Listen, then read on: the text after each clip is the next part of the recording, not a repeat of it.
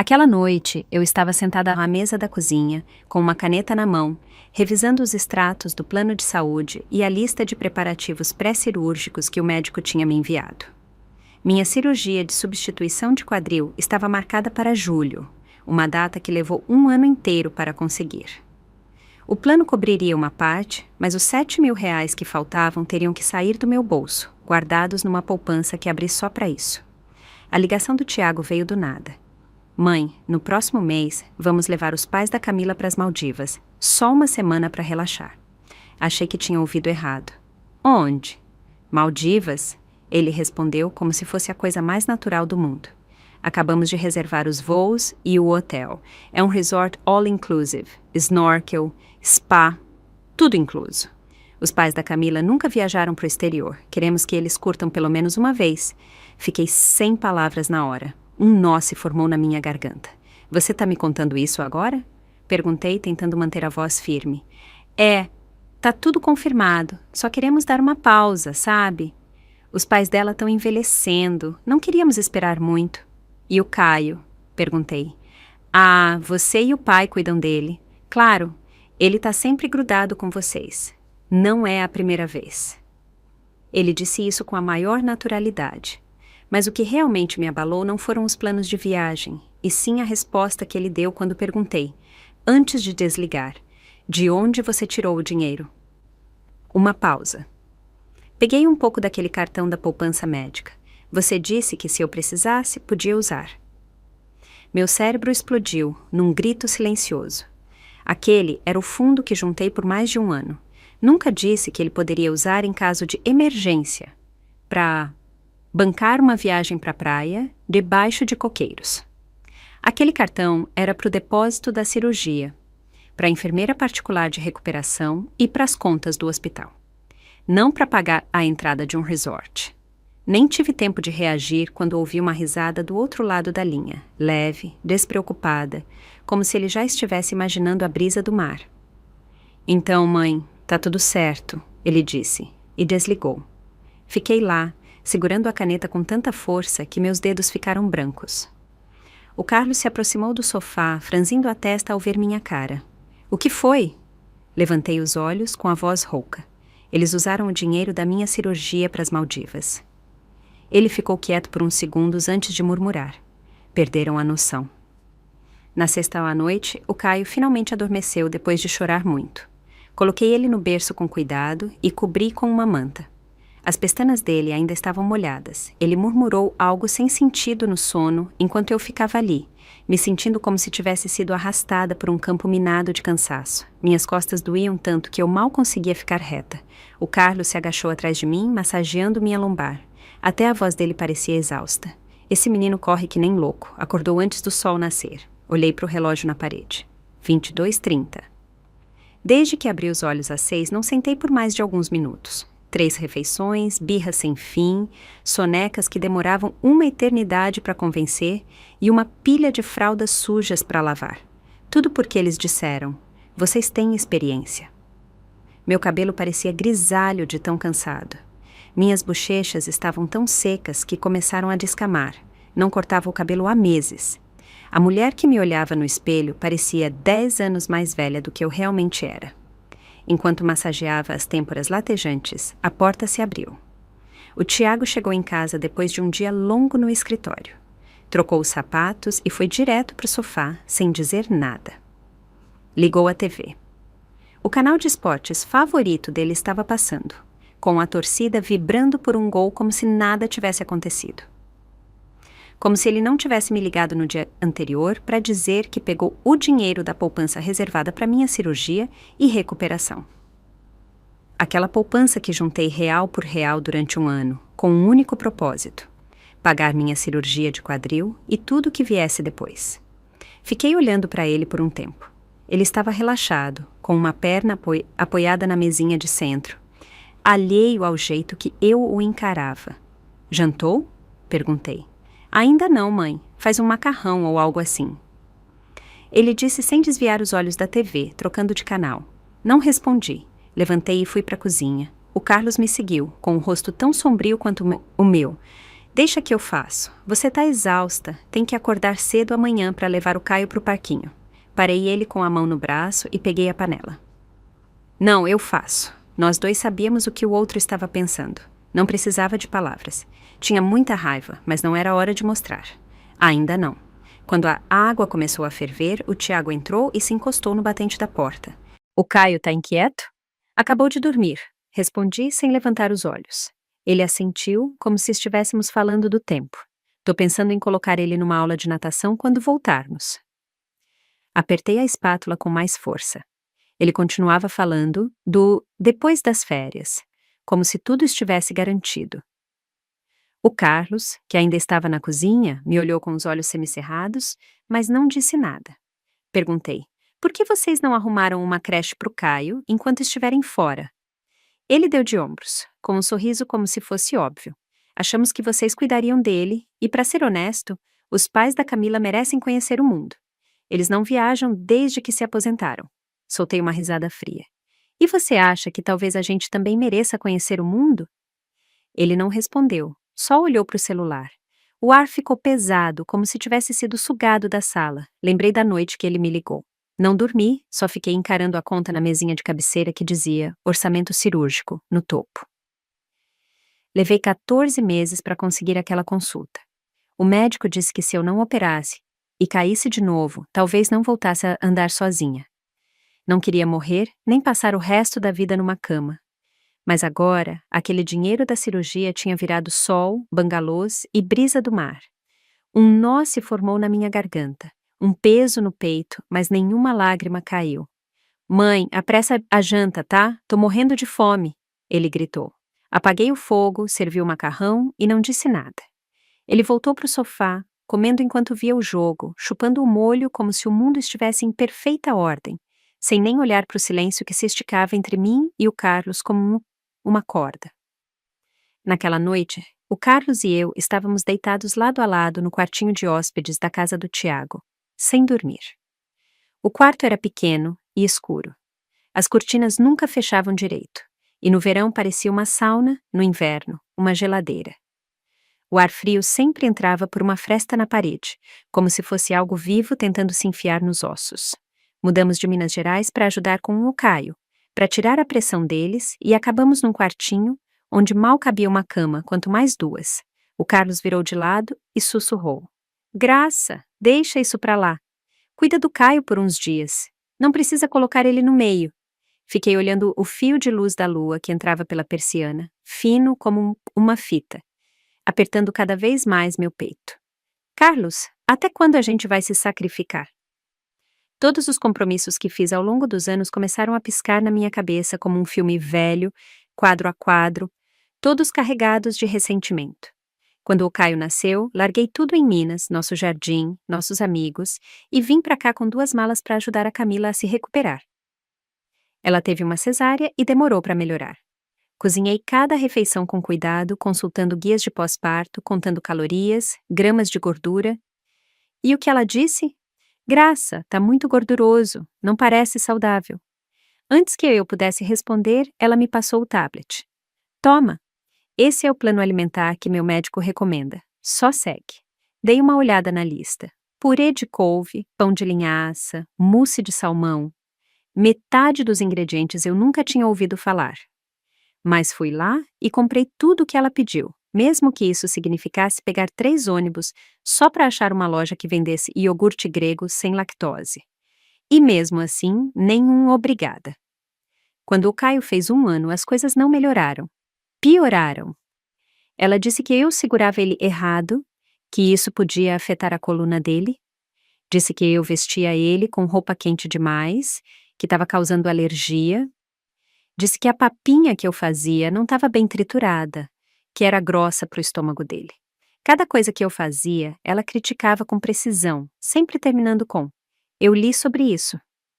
Como se eu tivesse criado o Tiago há 30 anos por pura sorte. E o Tiago sempre repetia a mesma frase, que eu já podia recitar dormindo. Mãe, a Camila só quer o melhor pro bebê, não dá para ser mais compreensiva. Compreensiva, quase toda a minha aposentadoria ia pro bolso deles, Comida, fraldas, sabão, shampoo de bebê, qualquer coisa. E a Camila trocava de bolsas de grife, como quem troca de roupa. Os produtos de pele dela lotavam o armário do banheiro, cada frasco com preço de 4 dígitos. A prestação da casa era 6.000 por mês, o financiamento do carro mais 7.000. O salário do Tiago mal chegava a 5.000 e a Camila ganhava uns 4.000. Na teoria, parecia ok, mas entre os empréstimos, o filho e a obsessão por viajar para o exterior, eles sempre estavam no vermelho. Todo mês, na mesma hora, começava o teatro. A Camila suspirava e dizia: "Mãe, as contas estão apertadas esse mês." Eu nem perguntava, só abria a gaveta, pegava o talão e ia para o banco. Começou uma vez, depois 2.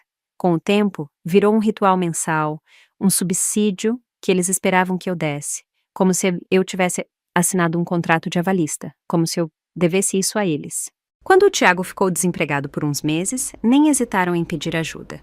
Juntamos coragem e sacamos os últimos 50.000 da nossa poupança de aposentadoria. Nunca falaram em devolver. Não porque esqueceram, mas porque nunca nos viram como pessoas que merecem gratidão. No último mês, peguei uma gripe forte. Meu corpo estava gelado. Naquela noite, o Caio chorou sem parar, se recusando a dormir. Exausta, me virei para Camila e disse: "Você pode ficar com ele essa noite? Tô realmente sem condições." Ela estava deitada com uma máscara facial, olhando o celular. Nem levantou os olhos. "Graça, você aguenta? Tenho uma reunião cedo amanhã. Não vou render se não dormir." E completou: "Além disso, o Caio tá mais apegado a você. Não consigo acalmar ele como você. Naquela noite, com febre, fiquei balançando o Caio até o amanhecer." Na manhã seguinte, no mercado, quase desmaiei no corredor de congelados. Uma moça que passava me segurou na hora. Todos os nossos sacrifícios viraram invisíveis, como se fossem padrão. E no momento em que paramos, viramos o problema. O Carlos soltou um suspiro longo do meu lado, baixinho. "Sei que tá te corroendo, mas o Tiago tá no meio. Não é fácil para ele também." Soltei uma risada seca e me sentei de repente. Não é fácil? Ele tem 36 anos, não 3. Se tá no meio, é porque escolheu ficar. É homem adulto. Por que não diz uma palavra honesta em nosso favor? O Carlos não respondeu, mas os olhos dele piscaram, meio concordando, meio resignado. Joguei as pernas para fora da cama e calcei os chinelos. Minha voz estava calma, firme. "Eles vão para as Maldivas. A gente vai para casa." O Carlos se sentou, assustado. "Você tá falando agora?" "Sim", disse, virando para ele. "A gente tem nossa casa. Por que tá aqui, preso, engolindo essa porcaria? Essa casa é deles. Só somos hóspedes. O Caio é filho deles. Só estamos ajudando. Se deixaram claro que não ligam, então não temos mais obrigação de ligar." O Carlos ficou quieto por um momento. Depois respirou fundo e assentiu com força. "Você tá certa." "Tá na hora." Meu Deus, quase esqueci como é nosso pé de jabuticaba no quintal. No momento em que tomamos essa decisão, me senti mais leve, como se um interruptor tivesse sido ligado. Uma vingança silenciosa, quase alegre, crescia dentro de mim. Não precisávamos gritar, não precisávamos brigar. Por que continuar nos submetendo ao egoísmo deles? Por que nossas vidas tinham que orbitar o universo deles? Comecei até a imaginar, quando a Camila percebesse que tínhamos ido embora, será que aquele rosto sempre calmo finalmente racharia? Na manhã seguinte, acordei às 5, a casa estava em silêncio. O céu lá fora ainda estava escuro. O único som era a respiração suave do Caio. A porta do quarto do Tiago e da Camila estava fechada. Se seguissem a rotina, não acordariam antes das 8. O café da manhã, claro, ainda era minha tarefa. Ninguém pediu. Ninguém agradeceu. Fiquei na frente do espelho do banheiro, estudando meu rosto. Cansado, pálido, as rugas ao redor dos olhos tão fundas que pareciam entalhes. Tava farta dessa vida. Voltei pro quarto e peguei o celular. O Carlos se inclinou. "Que dia a gente vai?" Sussurrei de volta. "O dia antes de eles viajarem. 28 de abril. Vamos dar um presentinho para quando voltarem." O Carlos deu uma risada verdadeira, ampla, com os dentes amarelados por anos de café, mas era a primeira vez em muito tempo que eu o via tão feliz. "Perfeito, vamos nessa." Quando cliquei no botão de confirmar a reserva, senti algo dentro de mim se abrir. Todos aqueles anos que passei engolindo minha voz naquela casa, foi como se cada pedra caísse no chão. Nos dias seguintes, fiz tudo como sempre. Cozinhar, lavar roupa, cuidar da rotina do Caio. Mas por dentro, cada tarefa era uma contagem regressiva. Enquanto isso, o Tiago e a Camila estavam imersos nos preparativos para a viagem. Roupas novas com proteção UV, equipamento de snorkel, até mapas dos melhores pontos de mergulho nas Maldivas. Estavam bêbados de expectativa, completamente cegos para o clima que mudava ao redor deles. Tiveram até a ousadia de me lembrar. Mãe, enquanto a gente estiver fora, não esquece de regar as plantas da varanda. E as roupas do Caio, não mistura com as suas na lavagem. A pele dele é sensível. Usa aquele detergente orgânico de bebê, tá? Sorri e assenti, pensando. Mal posso esperar para ver a cara de vocês quando chegarem numa casa vazia.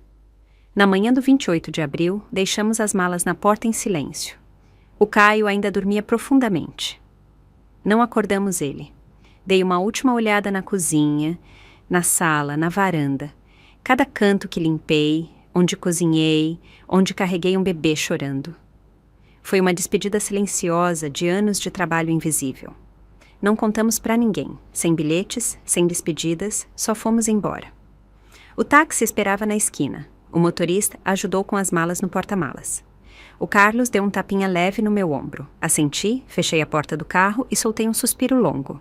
Enquanto o trem seguia para o sul, o horizonte da cidade sumia pela janela. Senti algo que não sentia há anos. Alívio. Não o alívio de fugir, mas o que vem quando você finalmente para de viver a vida dos outros. À tarde, chegamos em casa. O ar cheirava a terra, a grama e a flores de jabuticaba que começavam a brotar. Era aquele ar que não se respira na cidade, puro, selvagem, livre. A porta enferrujada rangeu ao abrir.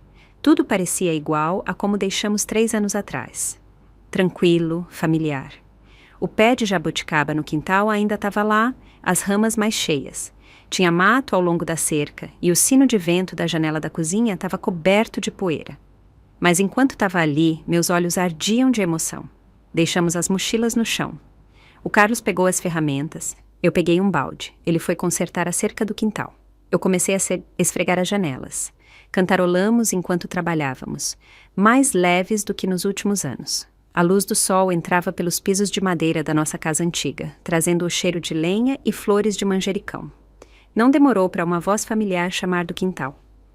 Meu Deus, Graça e Carlos finalmente voltaram! Virei e vi nossa vizinha, Dona Beth, com uma cesta de tomates e cenouras no braço. O bairro todo tá falando de vocês, ela riu. Quase saí correndo quando soube. O seu Zé do lado botou a cabeça por cima da cerca e disse que traria uns picles mais tarde. Em menos de 1 hora, os amigos antigos batiam na porta, um atrás do outro, todos sorrindo, nos recebendo como se fôssemos família. Alguém trouxe abóbora, outro trouxe bolo, um nos chamou para tomar uma cerveja à noite. Bem-vindos de volta, Graça. Isso era casa. Sem telefone tocando sem parar, sem noras fiscalizando cada movimento na cozinha, sem netos chorando pela avó. Às 2 da manhã, o ar era livre. Os dias voltavam a ser nossos. Fiquei na porta, olhando o espaço vazio no quintal, já planejando na cabeça. Rosas, pepinos, meu cheiro verde favorito. Mas a paz durou só um dia. Na tarde seguinte, enquanto mexia na terra do jardim, meu celular, que estava na mesa da sala, começou a vibrar como louco. O barulho era tão forte que parecia um alarme. Entrei e vi o nome da Camila na tela. Respirei fundo e atendi. Graça, que porra é essa? Ela gritou com uma voz tão aguda que fez meu ouvido zumbir. Até o Carlos, que cortava lenha no quintal, parou e olhou para casa. Você fugiu sem dizer nada? Tem noção da responsabilidade? O que a gente faz com o Caio? Nosso voo sai amanhã ao 12:00. Para as Maldivas, tudo reservado, voos, resort, passeios. Você sabe o quanto isso está custando? Volta agora. Tá querendo estragar nossa viagem? As perguntas dela vinham como tiros, sem nem me deixar responder. Fiquei ali, olhando para o pé de jabuticaba banhado pelo sol na janela. Meu pulso se acalmou e quando ela finalmente parou para respirar, falei. Minha voz era fria, controlada. Camila, não preciso da sua permissão para voltar para minha casa. O Caio é seu filho, não nosso. Não somos suas babás de plantão, nem suas empregadas. Do outro lado, silêncio por uns segundos. Depois uma explosão ainda mais alta. Você está aposentada, nem trabalha. O que custa ajudar com seu próprio neto? Vocês disseram que queriam estar aqui e agora somem. Também concordaram em ajudar com a prestação da casa. Não finja que isso nunca aconteceu. Minhas mãos tremiam de raiva. Concordaram. Era assim que ela chamava as noites que chorava, implorando para a gente ficar, dizendo que não dava conta sozinha, que estava depressiva. Era assim que chamava quando pegou minhas mãos e disse que, se eu ficasse, me trataria como mãe? Tudo uma encenação. Engoli a raiva e falei, cada palavra lenta e clara. Camila, não reescreva a história. Dissemos que ajudaríamos quando vocês tivessem dificuldade. Nunca dissemos que pagaríamos a casa de vocês para sempre. Vocês escolheram viajar. É a liberdade de vocês. Mas se não planejaram o cuidado do filho de vocês, é responsabilidade de vocês. E não vamos voltar. Essa é nossa casa. E é aqui que ficamos. Silêncio do outro lado, depois outra explosão. Graça Whitman, você vai ver. Se não voltar, manda o Caio para aí. Tá destruindo o nosso casamento. Tá destruindo nossas vidas. Vou pedir pro Tiago te ligar agora. Você vai se arrepender. E desligou na minha cara. Fiquei ali, com o celular na mão, a palma suando. O Carlos se aproximou, com serragem nas mãos, e deu um tapinha leve no meu ombro. Falou baixo, quase num sussurro. Graça, não deixa isso te abalar. Não vale a pena. Sorri cansada e balancei a cabeça. Tô bem, só nunca imaginei que a cara de pau dela fosse tão grande. Tem gente que quanto mais você dá, mais eles tomam. Só param quando te encurralam e aí descobrem que você tem dentes. Não deu nem 5 minutos e o celular tocou de novo. O nome do Tiago acendeu na tela. Senti um aperto no peito, como se algo tivesse caído em cima. Atendi, tentando manter a voz calma. Mãe, ele começou com aquele tom cansado de sempre. A Camila tá chateada, não leva pro lado pessoal. Já pagamos tudo, os voos, o hotel. Cancelar agora seria um prejuízo enorme. Não dá pra vocês nos ajudarem e cuidarem do Caio por uns dias? Só uma semana. Voltamos rapidinho. O jeito que ele falou, como se fosse a coisa mais normal do mundo, gelou meu sangue. Ajudar, finalmente disse, com a voz calma, mas cortante. Tiago, desde o seu casamento até o nascimento do Caio, a gente não ajudou? Sacamos nosso fundo de aposentadoria para pagar a prestação da casa, a fórmula, o período que você ficou sem emprego. E você se lembra disso? Sua esposa nos trata como o quê? Como empregados, como se fôssemos um caixa eletrônico. Me dá ordens na cozinha como se eu fosse assistente dela. Critica a comida que faço na minha frente, sem nem fingir um sorriso. E você, onde estava? Ela reclama dos produtos de bebê que compro, diz que são antiquados ou não são orgânicos o suficiente. Onde você estava, Tiago? Você não é mais criança, é pai, marido. Tá pensando em passar a vida limpando a bagunça dela? Do outro lado, silêncio. Passaram 30 segundos antes dele falar, quase inaudível. Mãe, sei que você fez muito por nós. De verdade, mas a Camila é assim. Os pais dela mimaram ela, você sabe. Ela não tem má intenção, só fala meio grossa. Você podia deixar pra lá. Somos família. Pra que falar coisas que a gente vai se arrepender depois? Sobre a prestação, a gente resolve quando voltar. Só não fica brava. Volta, vai. Naquele momento, qualquer faísca de esperança que eu ainda tinha apagou de vez. Deixar pra lá. Eu tinha deixado pra lá tantas vezes que virei cinzas. Tiago, disse, com a voz calma, fria como gelo. Passei a vida engolindo coisas por causa da paz. Carreguei essa família mais tempo do que você imagina. E o tempo que me resta agora é meu. Aproveitem a viagem para as Maldivas. O Caio é seu filho. Resolva. A prestação é responsabilidade de vocês, não nossa. Tô cansada. Vou descansar. Desliguei antes que ele pudesse responder. Muitas vezes, o ponto de ruptura entre uma sogra e uma nora não vem de uma guerra aberta. Vem do homem que fica entre elas, sempre calado, sempre neutro, sempre ausente. A covardia do Tiago, a recusa dele em se posicionar, jogou lenha em cada briga na nossa casa. Foi aí que eu soube. Não podia mais contar com ele. 2 minutos depois, meu celular explodiu. Mensagem atrás de mensagem, notificação atrás de notificação. O nome da Camila aparecia como uma alergia na tela. Áudios, textos, cada um mais nojento que o outro. Graça Whitman, como você pode ser tão cruel? Tá tentando estragar nossa viagem de propósito. Se não voltar hoje, amanhã deixo o Caio na sua porta. Quero ver se você abre. Você prometeu ajudar com a prestação. Não se faz de sonsa, isso não cola. Ler as palavras dela embrulhou meu estômago. O tom, a arrogância, as ameaças. Era a mesma mulher que um dia tomou sopa na minha mão enquanto chorava no meu colo. Que disse que me trataria como mãe se eu ficasse. Era a mulher que meu filho escolheu, jurando que ela era o futuro dele, a felicidade dele. Coloquei o celular no silencioso e joguei no sofá, como se fosse veneno. Olhos que não veem, coração que não sente. Na janta, fizemos algo simples. Preparei pastel de queijo, minha especialidade. Ficaram no ponto, macios, com um toque de orégano, mas cada mordida parecia madeira na boca. Naquela noite, deitei na nossa cama antiga de madeira. O colchão afundava no meio e a estrutura rangia nas minhas costas. Não conseguia dormir. Lá fora, nada de luzes da cidade, só o brilho das estrelas pelas frestas. Mas quanto mais escura a casa, mais claros os pensamentos. Minha cabeça revirava gavetas velhas de memória, trazendo cada mágoa, como se fosse roupa suja esticada no varal. Quando o Caio tinha 2 meses, uma amiga da faculdade da Camila veio visitar. Eu estava ninando ele na sala, balançando de leve para ele dormir. Ela franziu a testa e disse: Graça, não é assim que segura. Estudos dizem que pode afetar a coluna. Não levantou a voz, mas a sala ficou muda, parecia uma bronca. A amiga dela me deu um sorriso constrangido e eu fiquei ali, como se tivessem jogado um balde de água em mim. Criei meu filho. Agora recebia sermão na frente de estranhos sobre como segurar meu neto. Não disse nada, só mudei a posição. Mas, daquele dia em diante, segurei o Caio com receio, com medo de ser corrigida de novo. Aí veio meu aniversário. Queria algo simples. Comprei carne, cogumelos, planejei uns pratos que amava. O Carlos até trouxe uma garrafa do meu vinho favorito da cidade. A Camila entrou, cheirou o ar e torceu o nariz. Graça, tá muito gorduroso, já te disse. Agora só comemos comida leve. Menos óleo, menos sal.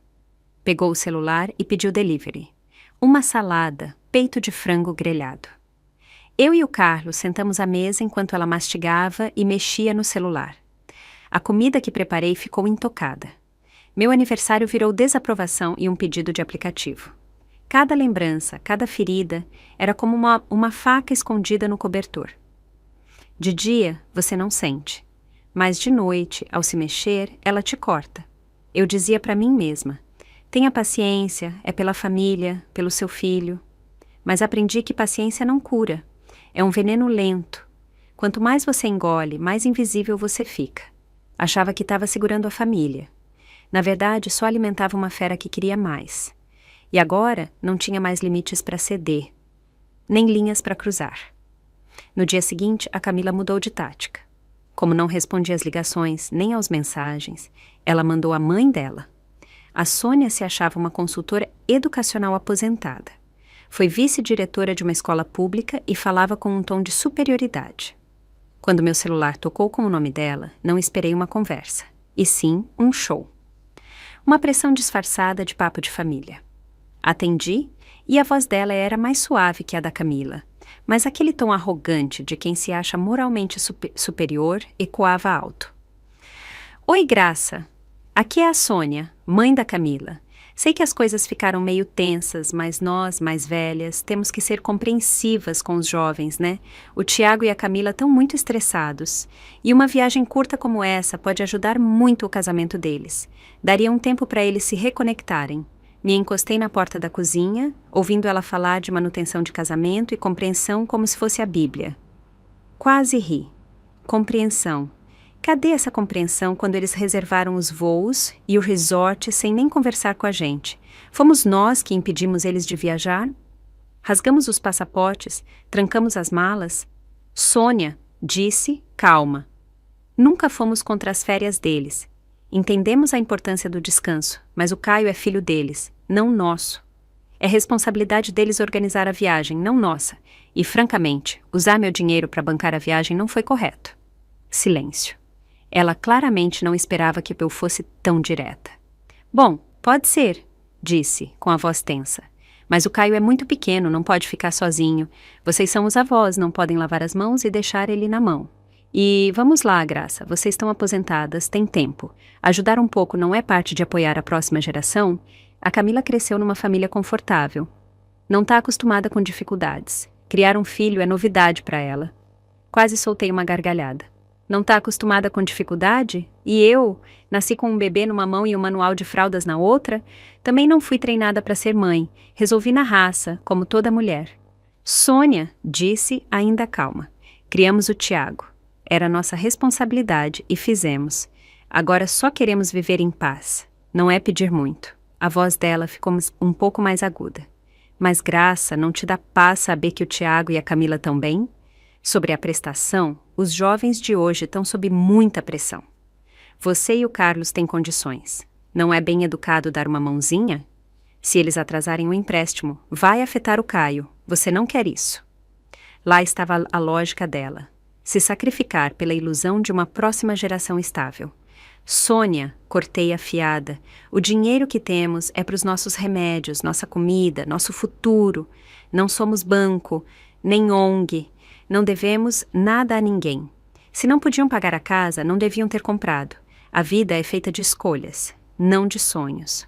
O futuro do Caio é responsabilidade deles. Não é nossa desculpa para sermos usados. Silêncio. Imaginei o rosto dela, lábios apertados, desaprovando, sem argumentos, sem parecer egoísta. Bom, ela disse, com um tom gelado. Acho que não tem mais o que conversar. Se vai ser tão insensível, vamos esperar para ver no que dá. Só espero que não se arrependa depois. E desligou. Fiquei olhando a tela escura do celular e por um segundo o silêncio ao meu redor parecia quase sagrado. Arrepender. Se tem algo que me arrependo é de ter investido tanto numa relação construída num terreno torto.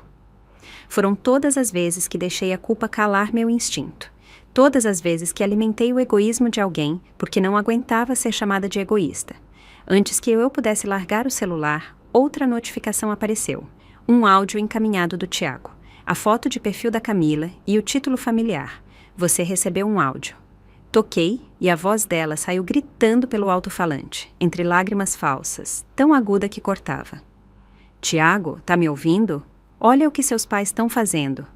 Não ligam pra gente. Não suportam nos ver felizes. Nos abandonaram. Abandonaram o Caio. É isso agora? Não quero mais uma família assim. Se não resolver, acabou. Você fica com o menino, eu fico com a casa. Quero ver como você se vira. Ela soluçava, gritava, se lamentava como se estivesse numa novela. Mas não senti nada. Nem pena, nem culpa. Porque aquilo não era conversa. Era chantagem emocional. E eu não era mais aquela Graça que se encolhia, se dobrava e perdoava. Achei que o áudio histérico da Camila era o fundo do poço. Engano meu. Ela tinha algo pior, mais feio. Naquela manhã, recebi uma ligação do serviço social local. Pensei que fosse sobre um evento comunitário, uma pesquisa de saúde, mas quando a mulher falou, congelei. Olá, é a senhora Graça Whitman?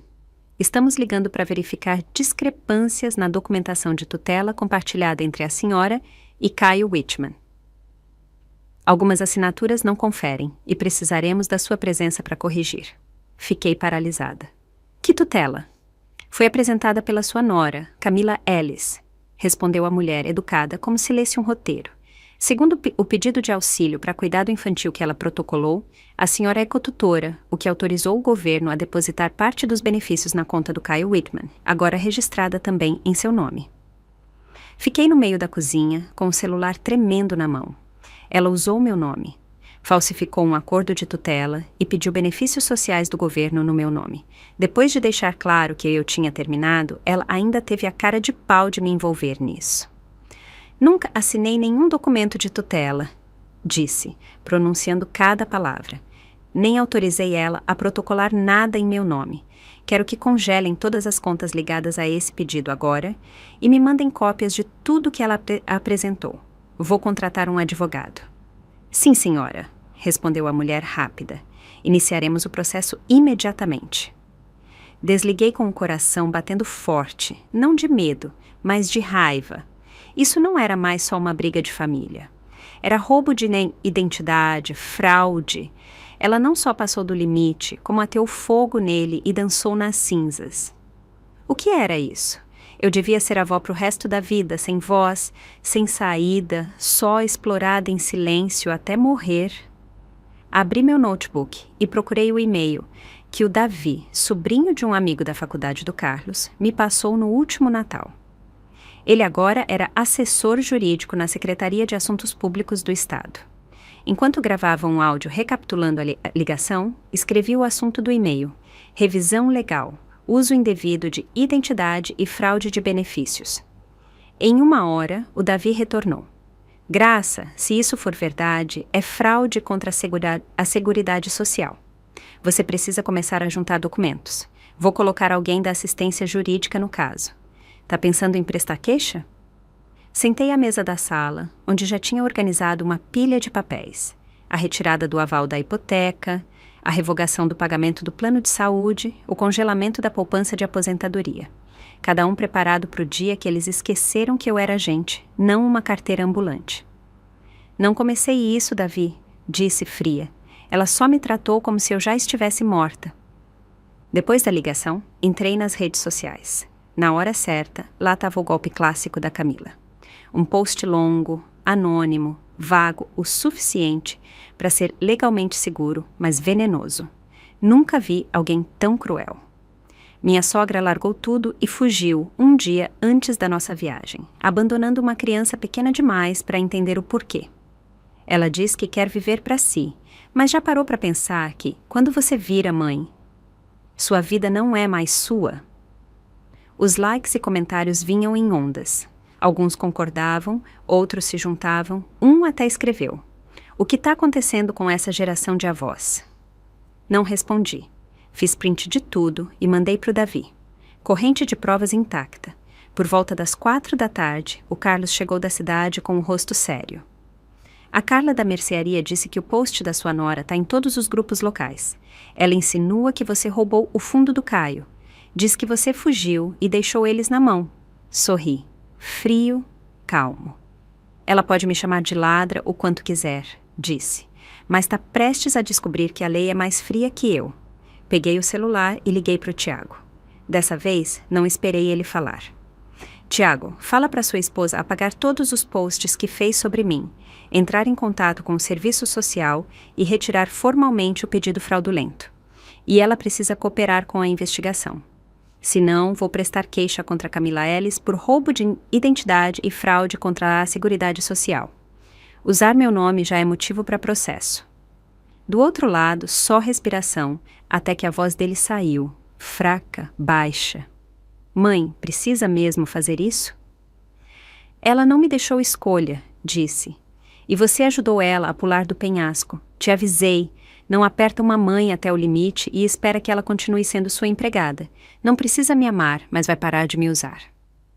Desliguei antes que ele pudesse dizer mais.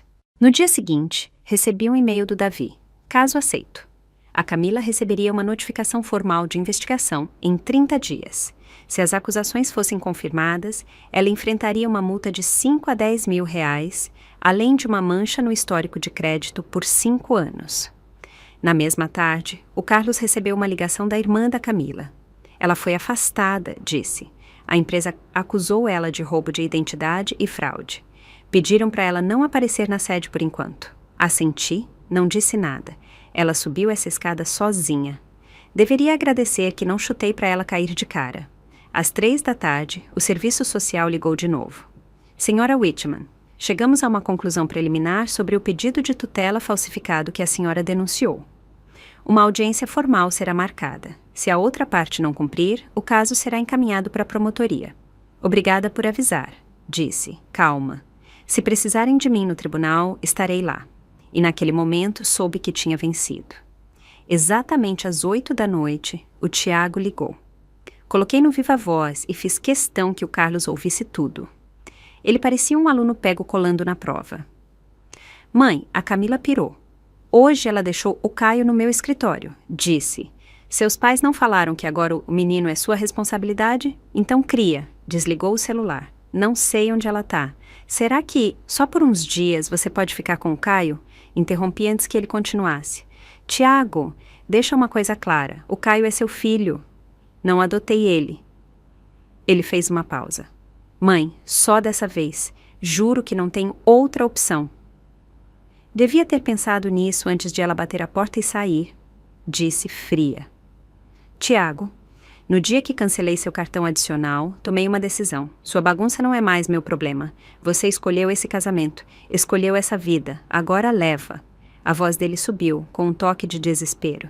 Mas mãe, é seu neto. Eu sei, disse firme. Por isso mesmo você tem que ser o pai dele. Não sou santa. Não sou seu plano B, não mais. A partir de hoje, não atendo mais ligações que comecem com pode me ajudar. As tempestades que você causou não vão me pegar com guarda-chuva na mão. Fiz uma pausa, deixei ele sentir e disse, tranquila, definitiva. Quer ser marido? Para de ser filho da mamãe. Se não conseguir, não espere que eu continue sendo sua mãe. Desliguei. Não tinha espaço para lágrimas, nem desculpas. Não tinha oxigênio para culpa. Abri minha lista de contatos e apaguei o número do Tiago. Depois o da Camila, depois o da Sônia, bloqueei todas as contas que eles usavam para falar comigo. Fui nas configurações e ativei o Não Perturbe para sempre. Essa foi a última vez que pausei o caos deles. De agora em diante, se gritarem, fecho a porta. Se caírem, não seguro. Se quebrarem, observo. Sem comentários, sem interferências, sem boias. A partir de hoje, qualquer um que ousar usar a família como arma para me amarrar de novo vai entender. Não sou sua mãe, sou o acerto de contas que você nunca viu chegar. E chegamos ao fim de mais uma história real da vida. Se essa história tocou o seu coração, deixa o seu like e se inscreve no canal. É rapidinho, gratuito e me ajuda muito a continuar trazendo essas histórias com muito amor e carinho para você. Me conta nos comentários de onde você está me assistindo, que horas são aí agora e o que essa história fez você sentir. Eu leio cada comentário com muito carinho e adoro saber um pouquinho de cada um de vocês. Se quiser me apoiar ainda mais, você pode enviar um super obrigado. E olha, se quiser ouvir mais histórias como essa, é só clicar em um dos vídeos que estão aparecendo aqui na tela. Um abraço bem apertado. Que bom que você existe!